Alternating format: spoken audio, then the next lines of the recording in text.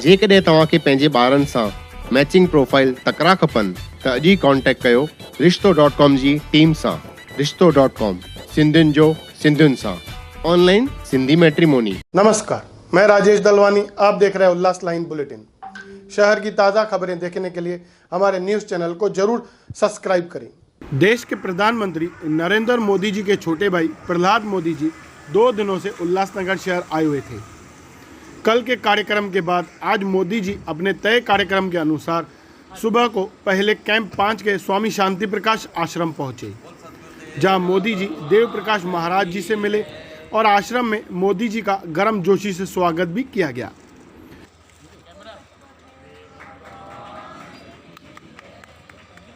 वहीं पुलिस की तरफ से भी सख्त सुरक्षा के इंतजाम देखने को मिले।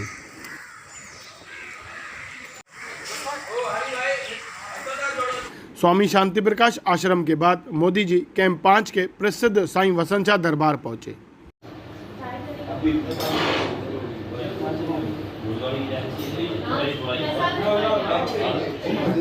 दरबार में मोदी जी के साथ एसवीएस कोर कमेटी मेंबर्स की मुलाकात हुई। इस मुलाकात में कमेटी मेंबर्स की तरफ से शहर का ज्वलंत मुद्दा जो धोखादायक इमारतों का है उनके समक्ष रखा गया और देश के प्रधानमंत्री के भाई होने के चलते उनसे आग्रह किया गया कि इस मुद्दे को देश के प्रधानमंत्री तक पहुंचाकर शहर के नागरिकों को इस तकलीफ से निजात दिलाई जाए।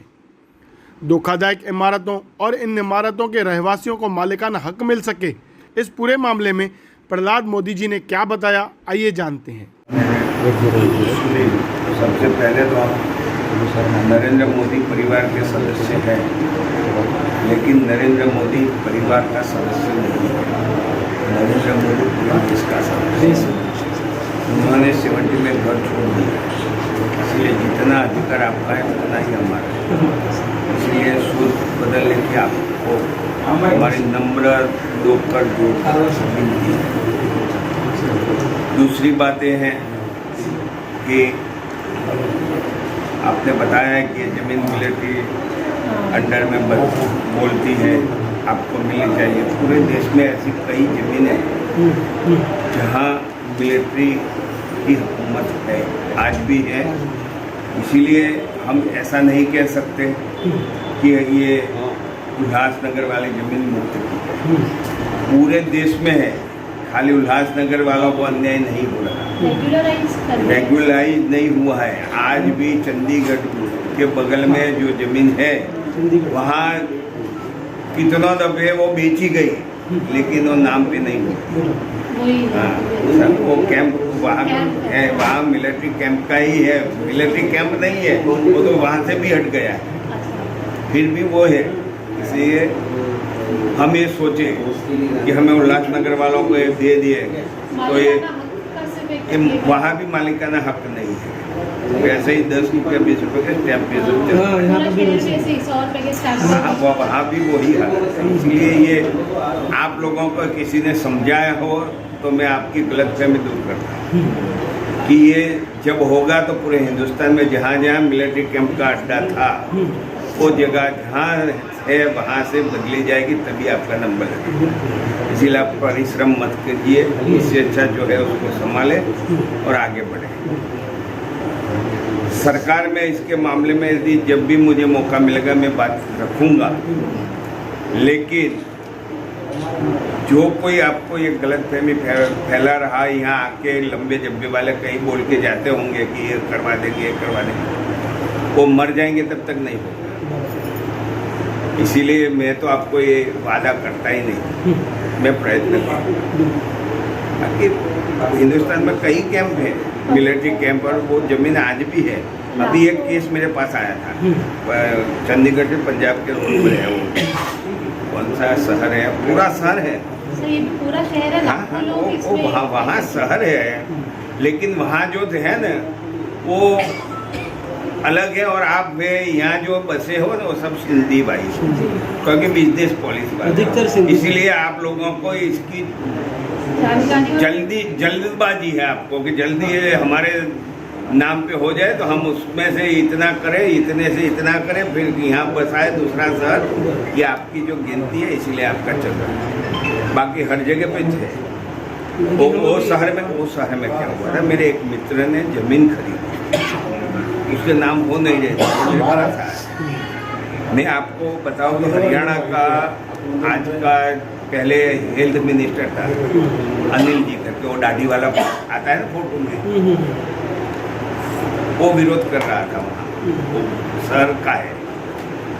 तो मैंने उसको मिला था, वो मेरे मित्र के मामले में, तो उसने मेरे को बताया था कि पूरी लश्कर की हुकूमत है, ये किसी के नाम नहीं, अच्छा, उसके स्टैम्प होगा ही नहीं। मेरा मकान भी जो है ना, ये जिस जगह पे मैं आज बैठा हूँ ना, वो भी लश्करी हुकूमत है, इसलिए हो नहीं सकता। हाँ, होगा तो देश का सभी जगहों का होगा, सभी जगह। इसीलिए सोच करो मत और टाइम पर निकालो। जब सभी जगह का होगा, हम आपसे आपके ख्याल में जब ध्यान में सभी रहेंगे। जगह का होगा तो आपसे अपरमा का व्यवहार कौन करेगा? सही बात, क्योंकि आप तो जागरूक हो, सही बात है। क्योंकि जब से आए हो तब से जागते हो, इसीलिए तो यहाँ तक पहुँचे हो। यहाँ तक पहुँचे, सही कई यहाँ जन्म होने वाले सोते हैं तो अभी नहीं पहुँचे, सही बात है, जो आप चंद्र पर पहुँच गए। बिल्कुल। हाँ, हमारे राम भाई ने चंद्र पर जमीन ले ली पर है। जमीन ली है। हाँ, तो ये तो ये और दूसरा एक हमारा एक प्रस्ताव ऐसा था, वो ठीक रहेगा कि मतलब गुजरात के तर्ज पे हम लोगों ने सूरत में और अहमदाबाद में हमारे रेगुलेशन वहाँ